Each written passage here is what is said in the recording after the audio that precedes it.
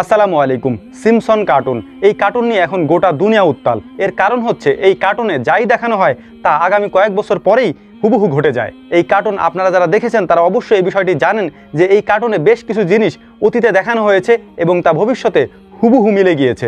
এটা কিভাবে সম্ভব? শুধু ইসলাম ধর্মই না, সমস্ত ধর্মের মানুষই তাদের এই কর্মকাণ্ডে অর্থাৎ তাদের এই কার্টুনের ভবিষ্যৎবাণী সম্পর্কে জেনে সবাই মোটামুটি হয়রান। এই কার্টুনের মূল আলোচনায় যাওয়ার আগে আমি আপনাদের সামনে কয়েকটি বিষয় উপস্থাপন করছি আপনাদের বোঝার সুবিধার্থে। এই কার্টুনের 1993 সালের একটি এপিসোডে দেখানো হয় একটি ভাইরাস কাশি এবং হাসির মাধ্যমে গোটা দুনিয়াতে ছড়িয়ে যায়।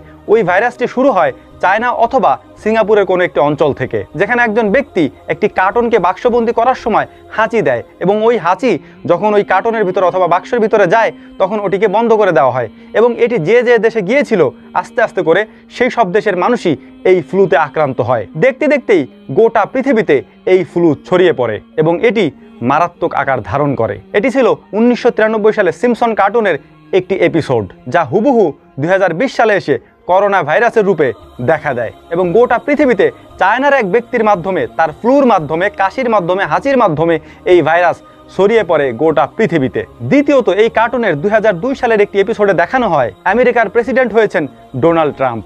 আপনাদের জ্ঞাতার্থে একটা জিনিস বলে রাখছি, আর সেটি হচ্ছে 2002 সালে যখন এই দৃশ্য ওই এপিসোডটি দেখানো হয় তখন ডোনাল্ড ট্রাম্প আমেরিকার রাজনীতিতে একেবারে তার নাম গন্ধই ছিল না। তিনি একজন ব্যবসায়ী ছিলেন, তার কোনো নাম গন্ধ তখন কিছুই ছিল না আমেরিকার রাজনীতিতে। ওই কার্টুনের ওই এপিসোডে স্পষ্ট করে ডোনাল্ড ট্রাম্পেরই নাম লেখা ছিল এবং সেখানে দেখা যাচ্ছিল ডোনাল্ড ট্রাম্প নির্বাচনে অংশগ্রহণ করছেন এবং তার প্রতিদ্বন্দ্বী হচ্ছেন একজন মহিলা।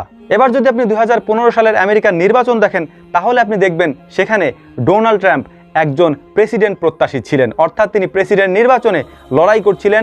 তার বিপরীতে যে ছিল অর্থাৎ তার বিরুদ্ধে যে ছিল তিনি হচ্ছেন হিলারি ক্লিনটন। ঠিক এভাবেই 2000 সালে সিমসন কার্টুনের একটি এপিসোডে ডোনাল্ড ট্রাম্পকে প্রেসিডেন্ট দেখানো হয়, যা 2015 সালে হুবহু মিলে যায় এবং তার চেহারা, তার চুলের স্টাইল, তার স্বাস্থ্যের অবস্থা সব কিছু হুবহু মিলে যায় 2015 সালে ডোনাল্ড ট্রাম্পের সাথে। এরপরে গত কয়েকদিন আগে আমরা দেখেছি যে একটি সাবমেরিন টাইটানিক জাহাজ দেখার জন্য, তার ধ্বংসাবশেষ দেখার জন্য পানির নিচে যায়, আটলান্টিক মহাসাগরের নিচে যায় এবং সেখানেই সেটি ব্লাস্ট হয় এবং তার ধ্বংসাবশেষ সেখানেই শেষ হয়ে যায়। ঠিক একইভাবে 2006 সালের সিমসন কার্টুনের একটি দৃশ্যে, একটি এপিসোডে এই সেম জিনিসটি দেখানো হয় যে 4-5 জন লোক একটি সাবমেরিনে করে টাইটানিকের ধ্বংসাবশেষ দেখার জন্য আটলান্টিকের নিচে চলে যাচ্ছে সাবমেরিনে করে এবং বর্তমান সময়ে তাদের সাথে যা ঘটেছে 2006 সালের ওই কার্টুনেও ঠিক হুবহু তাই ঘটেছিল। আমি এগুলিই বললাম কারণ তাদের আরও অনেক কিছু রয়েছে যেগুলি ভবিষ্যতের সাথে মিলে গিয়েছে, অর্থাৎ ভবিষ্যতে যা ঘটেছে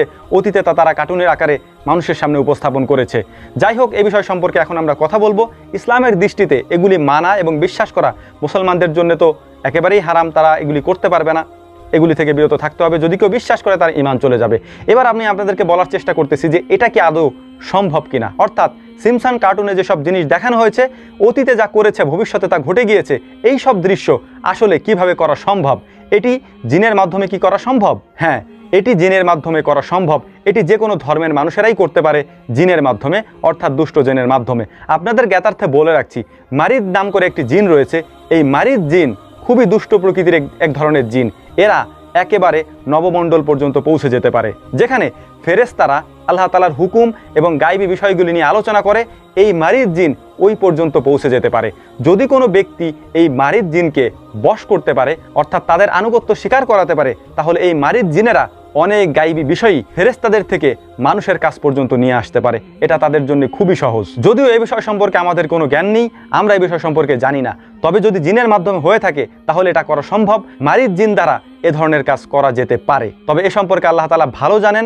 এবং এই কার্টুনের সর্বশেষ যে বিষয়টি দেখানো হয়েছে সেটি হচ্ছে তুরস্ক এবং মধ্যপ্রাচ্যের কয়েকটি দেশে ভূমিকম্প হবে, সেই জিনিসটি এর সর্বশেষ এপিসোডে দেখানো হয়েছে, যেটি ঘটার সম্ভাবনা খুব বেশি আছে বলে আমরা মনে করছি।